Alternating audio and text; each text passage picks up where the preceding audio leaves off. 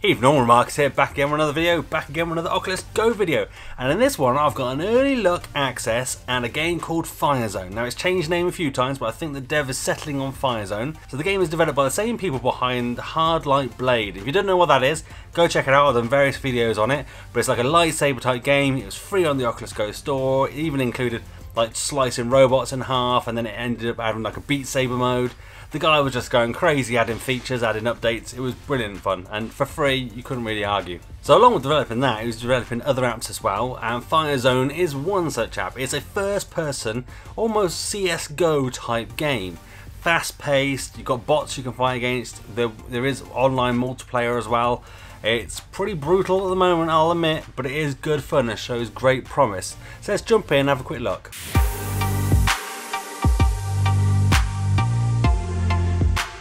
Alright, so here we are in the main menu of FIREZONE. Bear in mind this is still early access, so this has changed a lot since I very first played it, and he keeps updating it and changing it and all sorts. So if anything looks rough, out of place, whatever, bear that in mind. It's still very early, he's changing all of it. But it's quite a nice menu as it is. I think if this picture was a bit higher resolution, it wouldn't be a bad menu. So we can see here we've got quick play, which chucks you into a random match. You can join a game, so if there's a game already going, you can join it so people can create them. There you can create your game. You can have your list of friends and you can join your friends. They're separate from sort of Oculus Go friends or anything like that, but we can exit out there. Loadout is very much sort of like most other games, where you can kind of change your character's loadout, customize what attachment things have. There's not really any options. A lot of it doesn't really work. I can't change anything in here. It doesn't let me click on anything. I don't know if that's because I've not actually unlocked it, maybe. I don't know. But it'd be nice if he includes more stuff like customizing your character and your kit and your layout and your colours or something like that. It'd be quite good. Options. The option menu is also a bit sort of functional looking, but it works quite well. So there's various things here. So interestingly enough, you can play around with all sorts of quality settings and everything at the moment. There's some audio settings, push to talk. So it'd be quite good if we do get some sort of in-game chat with people. Quite fun. But caveat to that is an easy way to mute people would be good as well. Gameplay options, which is just basically the field of view, so you can kind of narrow your field of view if motion makes you feel ill, which is always a good setting to have. You can select your region, so you can kind of narrow down who in the world you play against. But let's just do a quick play. Any map. Let's have a look how many maps we've got. 1, 2, 3, 4 maps. We've got 4 maps. The first 3 maps are kind of like test maps, and if you go into them, we'll go into the first one, and you got deathmatch, team deathmatch, and gun game. But let's just go into gun game on the first map. You'll see the normal maps are very basic. They're literally, they've created them just to work. Oh, I've had loads of bots join. Oh, they're all bots. Look at that. Look at that. 5 bots and me. Resume. And and you can spin around, turn around. Oh, am I dead? I'm dead. To respawn at the moment, you've got to press. Oh, that's loud. Turn that down. You've got to press back on your D-pad, and then I lost already. Somebody already won. There's so many people in that game. It won already. So playing against bots is a bit brutal. What you ideally need to do is play against easier bots. But at the end of a match, you can kind of see already, you can choose. So we can choose, look, the warehouse map here. The little counter up there sort of reset and put us in. But you do get full control. So the controls are looking around. You do literally turn around. It'd be nice for some sort of turning on the spot options, but that's what we've got at the moment. We'll choose a team 1. We'll do resume. And you use your touchpad to move backwards and forward and left and right. And then turn around like this. The surround sound works quite well. I can hear people shooting each other. Ah! Where did I get shot from? Oh, he's up behind me. Typical. So as you can see, this is the more developed map. The rest, the other 3, or the other 2 even, are very much sort of test maps where he's kind of testing layout. Oh, he killed me as soon as he spawned. Ugh. The bots are brutal, I tell you. They are just... They do not let you have a chance. I guess you can't kind of turn and look at the same time. So wherever you look, you start walking that way. So you want to kind of strafe around a corner and look. You kind of get a bit kind of caught up. I mean, it works. Oh.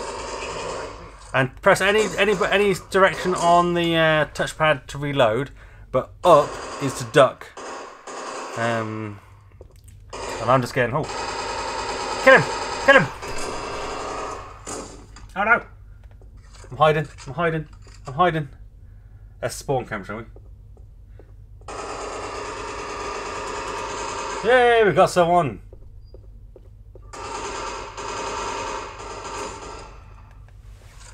I find ducking sometimes helps them not being able to shoot you.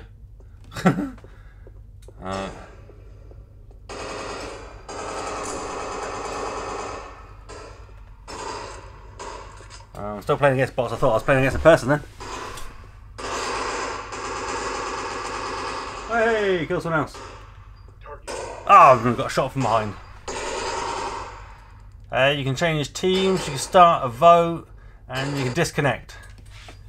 So, yeah, pretty good. I mean, it's a good start. I mean, I think I've said this about other games as well. If we could include controller support, so we had full controller support, maybe we used a head to aim and shoot, sort of. So that's kind of the aiming button, but this can be sort of left, right, backwards, forwards, and sort of turning on the spot with the right stick. That'd be great, and then just trigger.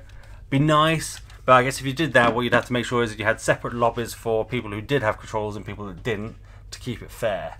But that's not an option. One thing to look at is maybe controlling a bit like Slightly Heroes, which I've previewed sort of a little while ago, where you sort of flick the controller left or right to turn on the spot. Because I think a lot of people like to kind of sit down, especially with the Oculus Go, sit down on your butt, not turn around, not mess around, that sort of thing. So that'd be good if you could do it. Let's create a game. Let's have a look at the options you can do. So you can name a game, you can create a room, you can choose your map, so whichever maps are in there, we can have a little test. You got deathmatch, team deathmatch, gun game, duration up to 20 minutes, players up to 8, and ping. You can set a ping limit, an AFK limit, so it kicks people if they're AFK, and you can include bots or not. And you can choose to make it online or offline. So I don't know if that means that you can have offline networked games. That'd be good if you could do it. If you could do it, do that. But say that, I'm sure the UK use case for people wanting to use those sort of games is probably pretty limited. Let's join the game. Is anybody actually playing? Refresh. Nah, no one's playing. I don't believe the dev is looking for more people to test his game. He's got enough people already. So far, I'm pretty impressed with this. I like it. I like what he's doing. A CS:GO first-person shooter. I'm game for this. It could be quite interesting, especially if you've got 8 people playing the same map. I think my feedback was maybe the maps needed to be a little bit bigger, maybe. People spawns just need to be fixed a little bit, because I had people spawning behind me, but if you're somewhere, somebody doesn't spawn directly behind you, is something that I think needs to be implemented in all first-person shooters.